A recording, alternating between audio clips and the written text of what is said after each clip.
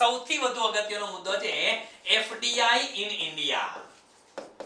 FDI in India. હવે FDI નો મુદ્દો છે દરેક પરીક્ષાની અંદર સાહેબ એકાદા ક્વેશ્ચન આવે છે શું એફડીઆઈ? હવે બધાને ખબર છે ફોરેન ડાયરેક્ટ ઇન્વેસ્ટમેન્ટ છે એ બધાને એની ચર્ચા આપણે ઘણી વખત થઈ ગઈ છે કે વિદેશી વ્યક્તિ ભારત દેશની અંદર આવે અને ઇન્વેસ્ટમેન્ટ કરવા ઈચ્છે, ભારત દેશમાં ઇન્વેસ્ટમેન્ટ કરવા ઈચ્છે અને આમે કોઈ પણ કંપનીમાં ઇન્વેસ્ટમેન્ટ કરે અને ત્યારે 10% થી વધારે શેર હોલ્ડિંગ કરે તો એફડીઆઈ જ છે પેલા. તો આવું વિદેશી મૂડીરોકાણ ભારત દેશની અંદર આવે એટલે ભારતની કોઈ કંપનીમાં જ્યારે કોઈ વિદેશી મૂડીરોકાણ કરે વ્યક્તિ આવે અને ભારતની કોઈ કંપનીમાં શેર લેવો હોય કે ઇન્વેસ્ટમેન્ટ કરવું હોય, હા ભારતની કોઈ કંપનીનો શેર લેવો હોય તોય ભલે, એને પોતાનું એકમ નાખવું હોય તોય ભલે, સમજો એને ભારતની કોઈ કંપનીનો શેર લેવો હોય તો પણ ભલે અને ભારતમાં પોતાનું ઇન્ડિવિજ્યુઅલ એકમ નાખવું હોય તો પણ ભલે, એના માટે સાહેબ અમુક લેવલે એને ભારત સરકારની પરમિશન લેવી પડે છે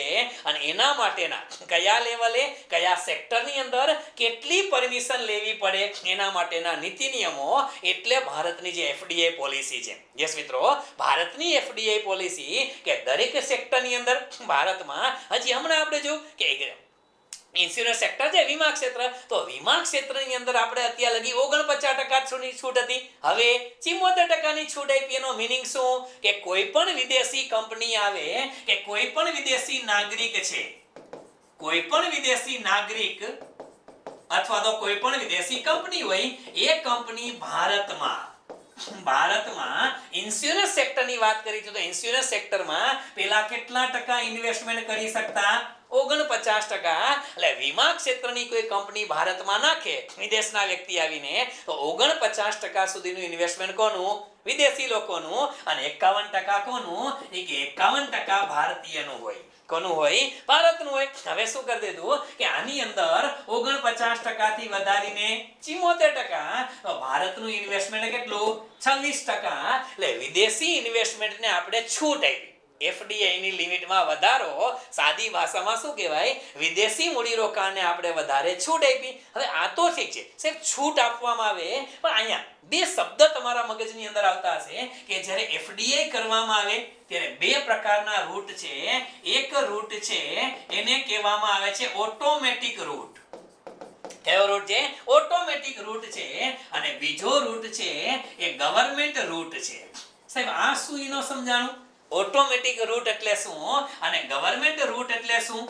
યસ, ઓટોમેટિક રૂટ એટલે શું અને ગવર્નમેન્ટ રૂટ એટલે શું? પેલા ઓટોમેટિક રૂટ અને ગવર્નમેન્ટ રૂટ એટલે બીજું કાંઈ નહીં. જ્યારે સમજો આ શબ્દ પણ પરીક્ષા માટે ઇમ્પોર્ટન્ટ છે. ઓટોમેટિક રૂટ એટલે શું થાય? તો પહેલા ઓટોમેટિક રૂટ એટલે જ્યારે તમે એફડીઆઈ કરો ને ત્યારે તમારે સરકારની કે જે તે સંલગ્ન ડિપાર્ટમેન્ટની, આ યાદ રાખજો, હું જ્યારે સરકાર બોલું ને ત્યારે તમારે જે તે મિનિસ્ટ્રી સમજવાની. આ કે બધા એફડીઆઈ માટે અલગ અલગ મિનિસ્ટ્રી છે, યાદ રાખજો. હમણાં એનું લિસ્ટ પણ તમને લખાવું છું. જે તે ડિપાર્ટમેન્ટ માટે ઇન્વેસ્ટમેન્ટ એફડીઆઈ કરવું હોય તો અલગ અલગ મિનિસ્ટ્રીની પરમિશન લેવી પડે. શેની?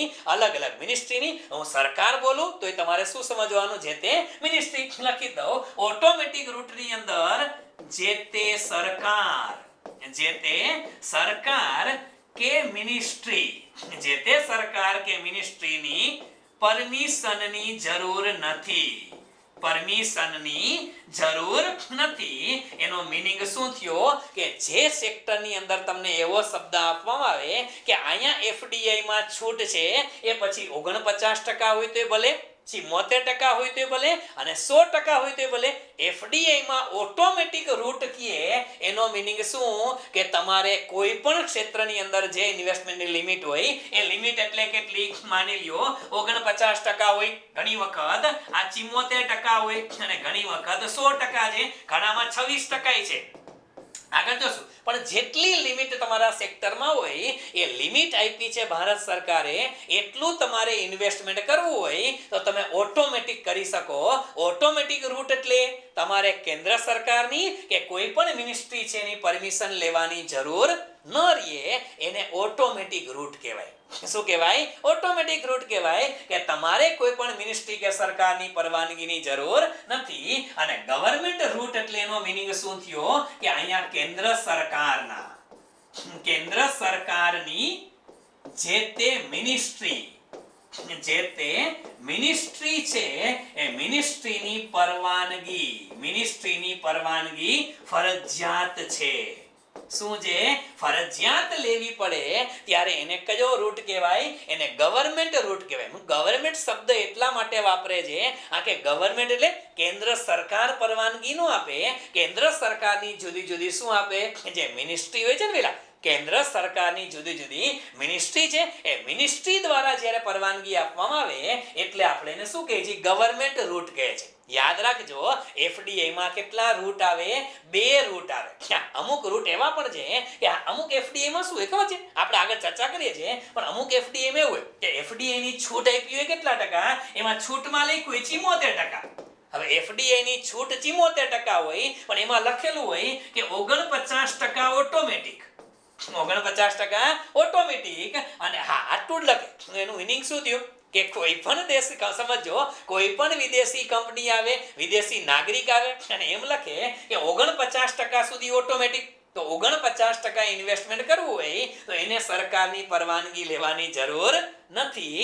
પણ જો એને 49% થી વધારે ઇન્વેસ્ટમેન્ટ કરવું હોય, 74% કરવું હોય, છૂટ એફડીઆઈ ની 74% હોય પણ ઇન્વેસ્ટમેન્ટમાં ઓટોમેટિક 49% કરી શકે. કોઈને પૂછ્યા વગર જે તે સેક્ટરમાં જે લિમિટ આપી 49% લિમિટ હોય તો એટલું ઓટોમેટિક ઇન્વેસ્ટમેન્ટ કરવાનું, પણ વધારે કરવું હોય તો ગવર્નમેન્ટની જે તે મિનિસ્ટ્રીની પરવાનગી લેવી પડે. સમજાય છે? એટલે આ અમુક લેવલ એવાય આવે છે આપણે લખશું કે ઓટોમેટિક છે તો ઓટોમેટિક ની અંદર આટલું અને બાકીનું ગવર્નમેન્ટની પરમિશન લેવાની. આ 2 જ શબ્દ છે. એટલા 2 શબ્દ છે સેના માટે?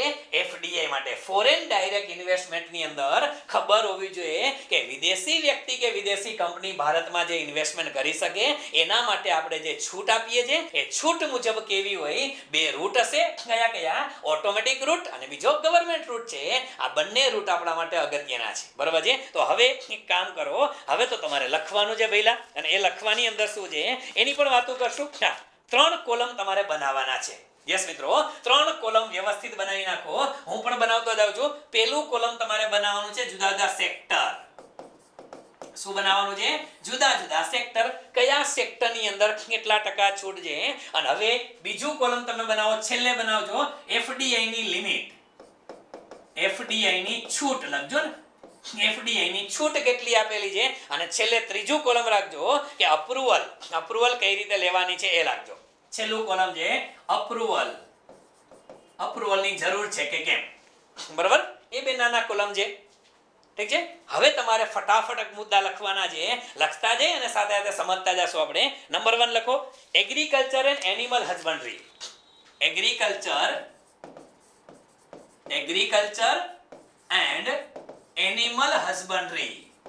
એગ્રીકલ્ચર એન્ડ એનિમલ હસબન્ડરી જે છે એની અંદર 100% છૂટ છે એફડીઆઈ માં. યાદ રાખજો પરીક્ષામાં આમાંથી શબ્દ આવવાનો છે. એક શબ્દ તો આવશે જ આમાંથી.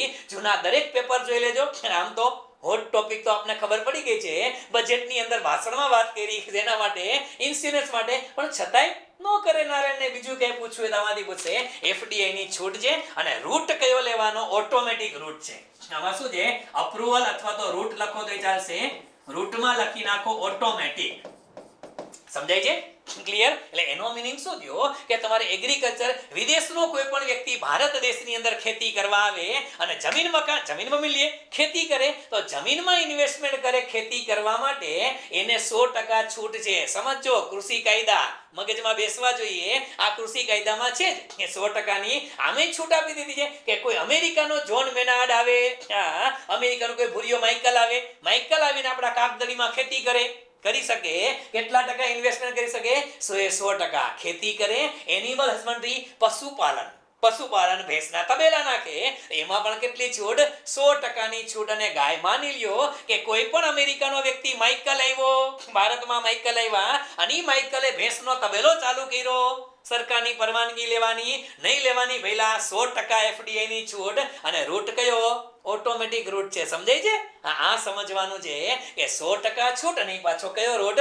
ઓટોમેટિક રૂટ છે. બરાબર છે? લખો 2. Number 2 plantation sector. Number 2 plantation plantation sector એટલે કોઈ પણ પ્રકારના પ્લાન્ટ વાવવા હોય એના માટે છૂટ 100% છે ભઈલા. અને રૂટ કયો? ઓટોમેટિક. પ્લાન્ટેશન માટે પણ કોઈ પણ પ્રકારના બાગ બગીચા બનાવે, નર્સરી બસરી બનાવી હોય એના માટે સરકારની પરવાનગી લેવાની લઈ મજા આવે ત્યારે માઇકલ જેક્સન આવી અને અહીંયા જંગલ બનાવી નાખશે. ઓકે. ત્રીજું લખો માઇનિંગ. માઇનિંગ. ત્રીજું માઇનિંગ. માઇનિંગ ની અંદર એફડીઆઈ કરી શકે કેમ? એની અંદર આમ તો 3 છે પણ હવે એક વસ્તુ અલગ અલગ છે. હા, લખી નાખો. હાલો. મેટલ અને નોન મેટલ. માઇનિંગમાં મેટલ અને નોન મેટલ.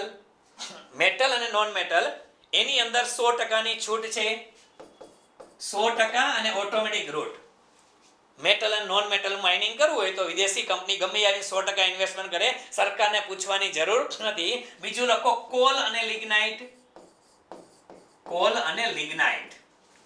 કોલ અને લિગ્નાઇટ એની અંદર 100% છૂટ છે અને ઓટોમેટિક રૂટ. કોલ માઇનિંગ તમને ખબર હશે. અને કોલ માઇનિંગ છે ને આના માટે આપણે આગળ ઉપર એક સેશન મને ઈચ્છા થઈ છે ઘણી વખત. કે અત્યારે તમને ખબર છે ઓલા કોલ ઇન્ડેક્સ બહાર પડ્યો છે. તમે ક્યાંક નાનો ન્યૂઝ છે પણ કોલ ઇન્ડેક્સ ઇન્ડિયાનો બહાર પડેલો છે. અને ભારતમાં પહેલાના જમાનામાં શું હતું કે કોલ માઇનિંગ છે ને એમાં પ્રાઇવેટને છૂટ હતી. પછી ધીમે ધીમે ભારત સરકારે શું કર્યું? કોલ માઇનિંગ છે એનું નેશનલાઇઝેશન કરી નાખ્યું. નેશનલાઇઝેશન એટલે કોલ માઇનિંગ ની અંદર કોઈ પણ પ્રકારની બહારની કંપની, પ્રાઇવેટ કંપની હતી નહીં. હવે લિબરલાઇઝ કરી નાખેલું છે વળી પાછું. તો આ કોલ માઇનિંગ છે એ પણ અગત્યનો છે. પણ કોલ માઇનિંગમાં કોઈ ઇન્વેસ્ટમેન્ટ કરવું હોય તો ઇન્વેસ્ટમેન્ટ કરવા માટે કેવી છૂટ છે? 100%. અને કયો રૂટ છે? ઓટોમેટિક રૂટ છે. એક ધાતુ છે ટાઇટેનિયમ. લખો ટાઇટેનિયમ. આ નામ સાંભળ્યું હશે, મોંઘી ધાતુ છે ટાઇટેનિયમ. એની માટે થઈ છૂટ તો 100% છે. એના માટે છૂટ 100% છે પણ રૂટ કયો? ગવર્નમેન્ટનો. કયો? ગવર્નમેન્ટ. સમજાણું? એટલે અહીંયા કોઈ પણ વ્યક્તિએ ટાઇટેનિયમનું માઇનિંગ કરવું હોય તો એને જે તે મિનિસ્ટ્રીની અપ્રુવલ લેવી પડે. સમજાય છે? શું કરવું પડે? ગવર્નમેન્ટ રૂટ આવે એટલે મિનિસ્ટ્રીની પરમિશન લેવી પડે. ગમે એટલું ઇન્વેસ્ટમેન્ટ કરે છૂટ 100% ની છે. 10% કરે કે 20% કરે, પરમિશન કોની લેવી પડે? ગવર્નમેન્ટની. સમજાય છે? ઓલા બધામાં ઓટોમેટિક એટલે ગવર્નમેન્ટની પરમિશન વગર તમે ઇન્વેસ્ટમેન્ટ કરી શકો છો. ઠીક છે? ત્યાર પછી લખો ચોથો મુદ્દો. Number 4. Petroleum and natural gas exploration. Petroleum and natural gas. Petroleum and natural gas exploration એટલે પેટ્રોલ અને નેચરલ ગેસનું ઉત્ખનન કરવું. એના માટે 100% જ છે. એના માટે 100% અને ઓટોમેટિક. પેટ્રોલિયમ નેચરલ ગેસ માટે ઓટોમેટિક. અને રિફાઇનિંગ બાય પીએસયુ આ અગત્યનું છે, પરીક્ષામાં પૂછી શકાય ભાઈ. Refining by PSU public sector undertaking દ્વારા કોઈ પણ કંપનીમાં રિફાઇનિંગ કરવામાં આવતું હોય. બીપીસીએલ, ભારત પેટ્રોલિયમ અને આ બધું છે ને, એચપીસીએલ છે. આ પીએસયુ જે રિફાઇનિંગ કંપની છે, આ એક્સપ્લોરિંગ વાળા અલગ હો. જે ઉત્ખનન કરે છે એ તો તમને ખબર છે, માઇનિંગ કરે છે એ અલગ. પેટ્રોલ ગેસ જે કાઢે એને એક્સપ્લોરેશન કહેવાય અને ખનીજ કાઢે એને માઇનિંગ કહેવાય અને એક્સપ્લોરેશન કહેવાય. જ્યાંથી પેટ્રોલ ડીઝલ આ બધું કાઢવામાં આવે, ક્રૂડ ઓઇલ એ નહીં. પણ પેટ્રોલ ડીઝલ કાઢ્યા પછી ક્રૂડ ઓઇલનું શું કરવામાં આવે? રિફાઇનિંગ કરવામાં આવે. આ રિફાઇનિંગ ની અંદર મિત્રો રિફાઇનિંગ બાય પીએસયુ, આ પીએસયુ માં રિફાઇનિંગ કરવામાં આવે છે. એના માટે 49% ની લિમિટ છે.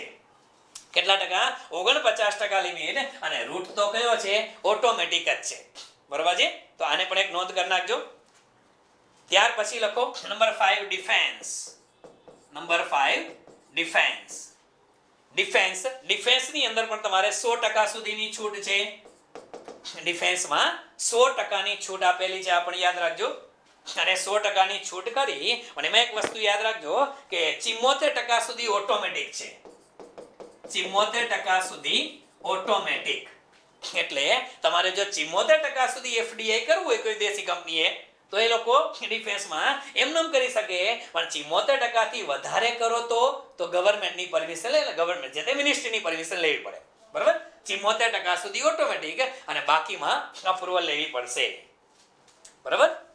ત્યાર પછી લખો નંબર 6. ફટાફટ લખજો, ઉતાવળ કરજો. એટલે મુદ્દા લખતા જાય, સમજતા જાય, બંને મુદ્દા યાદ પણ રહી જશે તમને. ત્યાર પછી લખો બ્રોડકાસ્ટિંગ કેરેજ સર્વિસ.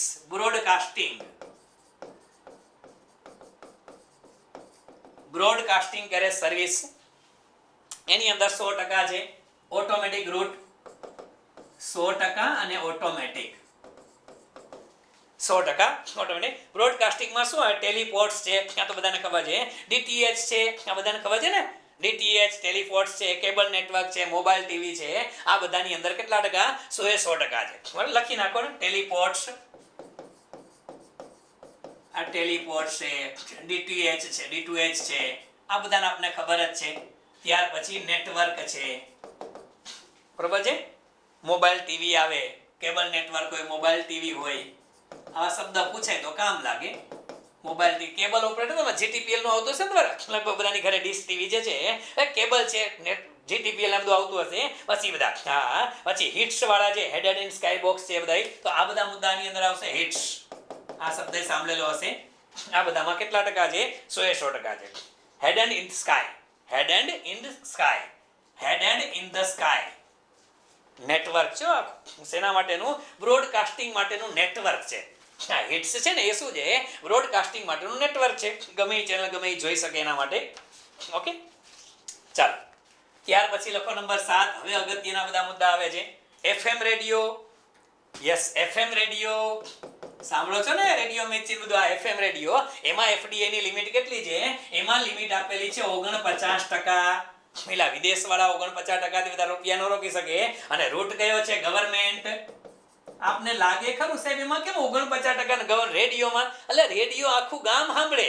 હા, રેડિયો મિર્ચી ની અંદર રેડ એફએમ ને બધું સાંભળીએ છે. વિદેશનો વ્યક્તિ આવે અને પોતાના ગુણગાન ગાવા માંડે, નો હાલે. હા, સર કરે ને પેલા, એટલા માટે આમાં 49% ને રૂટ કયો? ગવર્મેન્ટ. બરોબર છે. પછી હજી લખી નાખજો, આમાં અગત્યના 4 મુદ્દા છે. કયા? Uplinking of news and current affairs TV channel. News અને કરંટ અફેર્સ ની ટીવી ચેનલ. શું? ન્યૂઝ અને કરંટ અફેર્સ. ન્યૂઝ અને કરંટ અફેર્સ માટે ટીવી ચેનલ કોઈ ચલાવતા હોય, ન્યૂઝ અને કરંટ અફેર્સ માટે ટીવી ચેનલ ચલાવતા હોય તો 49%. Government through. કોના થ્રુ? Government through. માની લ્યો કે રામાણી સાહેબની ન્યૂઝ અને ટેલિવિઝન આના માટે કરંટ અફેર્સ માટે ટીવી ચેનલ આવે, ઓલું ના આવે, શું કહેવાય તમારી ઓલી આર પ્લસ ને U plus TV channel, Sony plus ને બધું આવે છે ને તમારી. આ બસ એ બધી સોની ના બધી ચેનલો જે છે એ જી પ્લસ ને સોની ના બધી ચેનલ રામાણી સાહેબ ચલાવતા હોય અને વિદેશનો વ્યક્તિ કોઈ આવે કે રામાણી સાહેબ તમારી ચેનલમાં રૂપિયા રોકવા છે, 49% રોકી શકે, ગવર્મેન્ટ પાસે પરમિશન લઈને આખી ચેનલ નો ખરીદી શકે. આગળ uploading news and current affairs through digital media.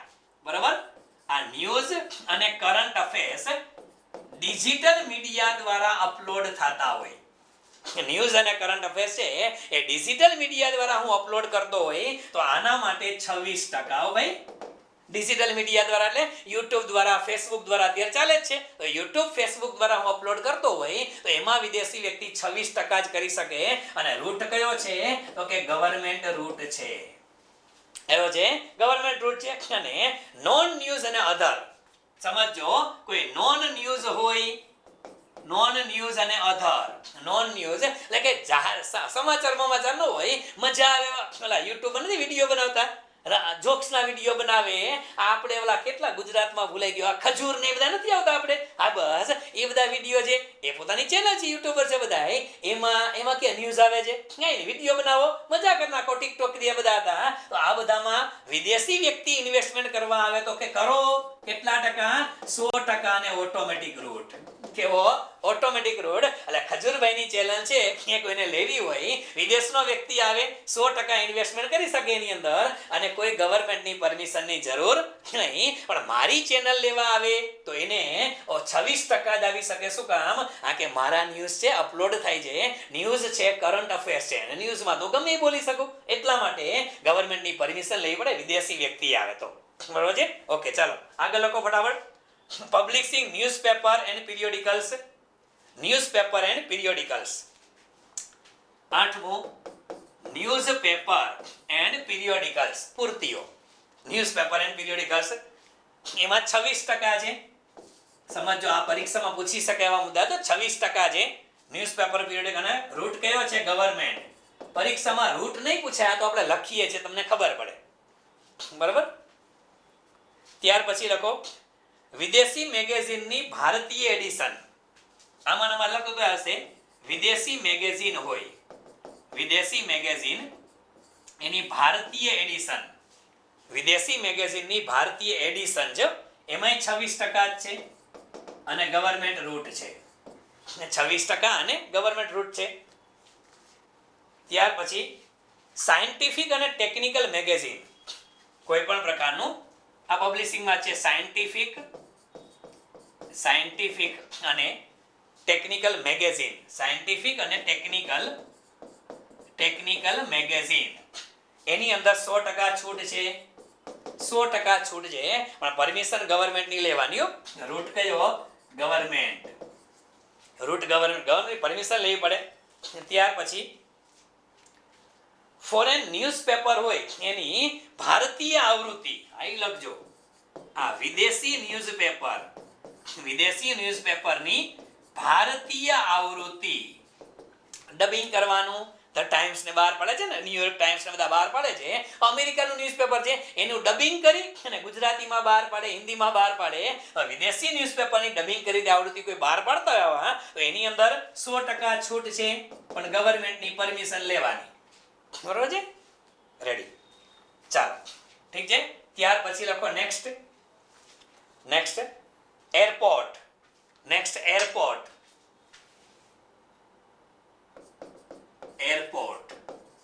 અને એરપોર્ટની અંદર પેલા અલગ હતું, ગ્રીન ફિલ્ડ માટે અલગ હતા અને સાદા હતા એના માટે અલગ હતા. હવે બધા માટે 100% જ છે અને ઓટોમેટિક રૂટ.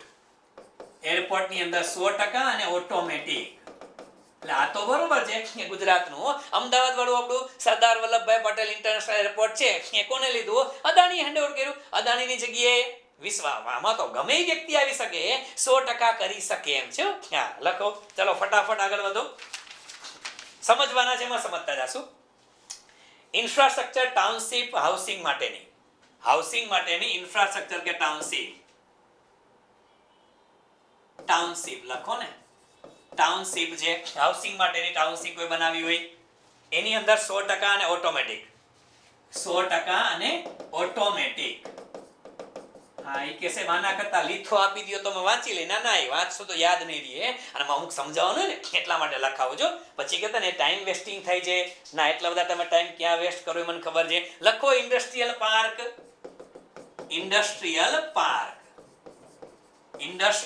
પાર્ક એની અંદર પણ મિત્રો 100% અને ઓટોમેટિક, 100% અને ઓટોમેટિક. અને આ બધું સમજો, આ બધા મુદ્દા છે ને મિત્રો એ ઓફિશિયલ ડેટા છે. ક્યાંનો છે? Consolidated FDI policy 2020 department of promotion of industry and internal trade, DPIIT છે ને પહેલા, આ ડીપીઆઈઆઈટી નો ઓફિશિયલ ડેટા છે. બરોબર છે? અને કઈ તારીખનો છે? તો કે એઝ ઓન 15 ઓક્ટોબર. બરોબર છે? 15 ઓક્ટોબર 2020 નો ઓફિશિયલ ડેટા લખાવું છું, એટલે ચિંતા ના કરતા. બરોબર છે? બધું ફૂલ પ્રૂફ છે, ઓફિશિયલ ડેટામાંથી જ ગુજરાતી કરું છું. ચાલો ત્યાર પછી સેટેલાઇટ એસ્ટાબ્લિશમેન્ટ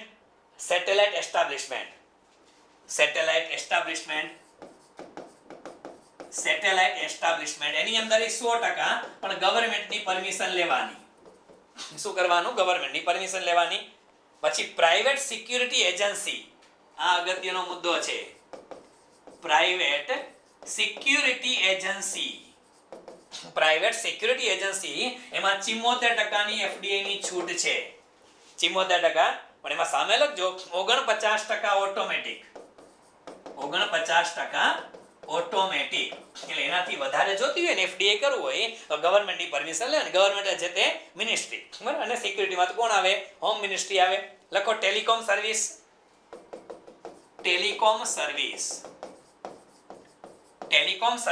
એની અંદર 100%. ટેલિકોમ સર્વિસની અંદર 100% ની છૂટ છે, પણ એમાં 49% ઓટોમેટિક. 49% ઓટોમેટિક અને બાકી બધા માટે પરમિશન લેવાની.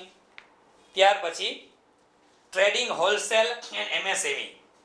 હોલસેલ કોઈ બિઝનેસ કરવો હોય કે એમએસએમઈ હોય એની અંદર ટ્રેડિંગ કરવું હોય હોલસેલ અથવા એમએસએમઈ માં, ટ્રેડિંગ હોલસેલ અથવા એમએસએમઈ એની અંદર 100% છૂટ છે અને ઓટોમેટિક રૂટ છે. 100% અને ઓટોમેટિક રૂટ છે. બરાબર? પછી ઈ કોમર્સ એક્ટિવિટી, ઓનલાઈન બધું હાલે જ છે ને. કયું? E commerce. આ એમેઝોન ને ફ્લિપકાર્ટ ને બધું હાલે જ છે ને, ઓલા ઉબેર, આ બધું શું છે? ઈ કોમર્સ છે. તો ઈ કોમર્સ ની અંદર પણ કેટલા ટકા? તો કે 100% અને ઓટોમેટિક. 100% અને ઓટોમેટિક. 100% અને ઓટોમેટિક. બરાબર. ત્યાર પછી single brand product retail trading લખજો. સિંગલ બ્રાન્ડ, અમુક બધા લખાવતો જાઉં છું, જરૂર નથી સમજાવવા. એટલે single brand product retail trading. Single બ્રાન્ડનું કોઈ રિટેલ ટ્રેડિંગ કરવું હોય એના માટે 100% અને ઓટોમેટિક રૂટ. 100% અને ઓટોમેટિક રૂટ. પછી મલ્ટી બ્રાન્ડ રિટેલ ટ્રેડિંગ, આ અગત્યનું છે. Multi brand. Multi brand retail trading એની અંદર ખાસ બે અલગ અલગ છે એટલે યાદ રાખવાના છે. સિંગલ બ્રાન્ડનું આયા ને એની અંદર 100% છૂટ છે, પણ મલ્ટી બ્રાન્ડ હોય તો 51% ની છૂટ છે. આ યાદ રાખજો. 51% અને અપ્રુવલ કોની? ગવર્મેન્ટની લેવી પડશે. 51% અને government approval.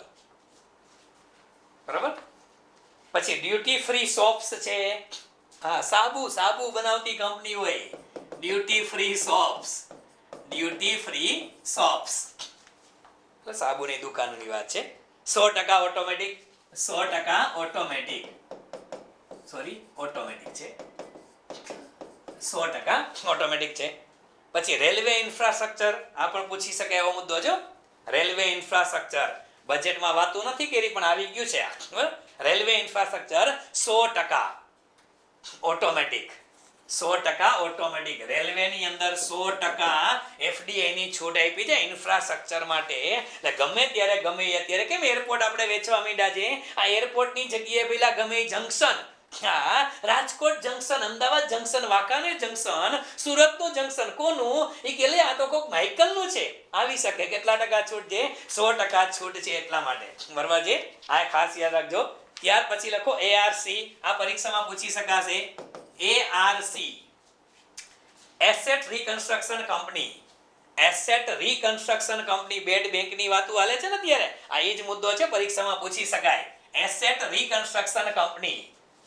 Asset reconstruction company એટલે આપણે જે પારાની જોગવાઈની વાત કરેલી હતી, બેડ બેંક્સ જેવું છે, એની અંદર કેટલા ટકા? 100%.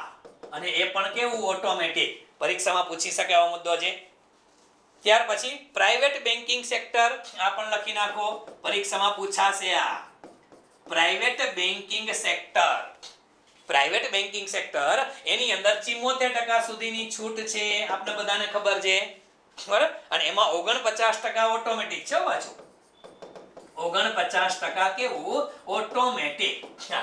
એનાથી વધારે કરવું હોય, 74 સુધી જવું હોય તો ગવર્મેન્ટને પૂછવું પડે કે ભાઈ અમારે આઈસીઆઈસી બેંક લેવી છે, અમે લઈએ કે નહીં? હા, એટલા માટે. પણ 49% લેવી હોય તો એફડીઆઈ ની ચિંતા નહીં કરવાની. હવે લખો પબ્લિક સેક્ટર બેંક. આ યાદ રાખજો.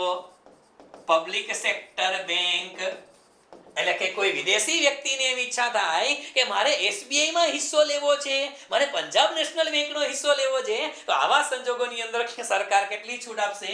20% ની છૂટ આપશે. એટલે ખબર પડી જવી જોઈએ. હમણાં 2 બેંકોને વેચાણ કરવાની વાત હાલે છે ને. હા, 4 બેંકોની વાત છાપામાં બધે આવેલી હતી, પણ હજી ઓફિશિયલી કઈ વાત નથી. ઓફિશિયલી તો 2 જ બેંકની વાત છે. 4 બેંકના ન્યૂઝ આવ્યા હતા. ઘણા બધા છોકરા મને મેસેજ કર્યા હતા, મને કહે છે 4 બેંકની વાતો કરો. યાર, હજી ઓફિશિયલી કઈ નથી આવ્યું એટલે આપણે ન્યૂઝ નથી લીધો મેં. ઓકે. પબ્લિક સેક્ટર બેંકની અંદર 20% અને ગવર્મેન્ટ જ મિલાય તો કોના થ્રુ? ગવર્મેન્ટ થ્રુ કરી શકો છો. પછી ક્રેડિટ ઇન્ફ્રાસ્ટ્રક્ચર કંપની. ત્યાર પછી લખો credit infrastructure company. Credit infrastructure company એમાં 100% ઓટોમેટિક. આ લખાવી દઉં છું બધા, પણ અગત્યના જે છે કહેતો જાઉં છું, આ બધાની જરૂર નથી. પછી infrastructure company in security market. Infrastructure company in security market. Infrastructure company in security માર્કેટની અંદર કોઈ ઇન્ફ્રાસ્ટ્રક્ચર કંપની હોય એમાં 49% છે ને ઓટોમેટિક છે. કેટલું છે? 49% અને ઓટોમેટિક છે. હવે આ યાદ રાખજો. ઇન્સ્યોરન્સ, બ્રોકરેજ અને એ બધા માટે. ઇન્સ્યોરન્સની અંદર બ્રોકરેજ વગેરે. ઇન્સ્યોરન્સની અંદર બ્રોકરેજ એટલે દલાલી ને બધી કંપની ને એના માટે 100% ઓટોમેટિક છે, 100% ઓટોમેટિક, બરોબર, ઇન્સ્યોરન્સ ની અંદર. પણ બાકી કંપની માટે, ઇન્સ્યોરન્સ કંપની માટે અત્યારે હવે કેટલા ટકા? 74%. એ હમણાં બજેટ મુજબ, નકર 49%. તો આ ભૂલ ન થાય. આઈ થિંક પીઆઈ નો સવાલ છે આ. પણ એમાં દલાલી હતી ને, બ્રોકરેજ ને બધી કંપની, એના માટે કંપની પૂછે તો ત્યારે 49% આવતું હતું. હા, 74% હવે કર્યું બજેટમાં, યાદ રાખજો આ. ત્યાર પછી લખો pension sector. Pension sector, pension sector 2-3 મુદ્દા છે, ફટાફટ પૂરું કરીએ. પેન્શન સેક્ટર, આ પેન્શન સેક્ટર છે ને, એની અંદર એફડીઆઈ ની છૂટ છે 49%, 49%. અને રૂટ કયો છે? ઓટોમેટિક રૂટ આવશે, ઓટોમેટિક રૂટ, બરાબર. ત્યાર પછી પાવર એક્સચેન્જ, આ યાદ રાખજો. પાવર એક્સચેન્જ માટે 49%, પાવર એક્સચેન્જ 49%. અને રૂટ કયો છે? ઓટોમેટિક રૂટ છે, ઓટોમેટિક રૂટ.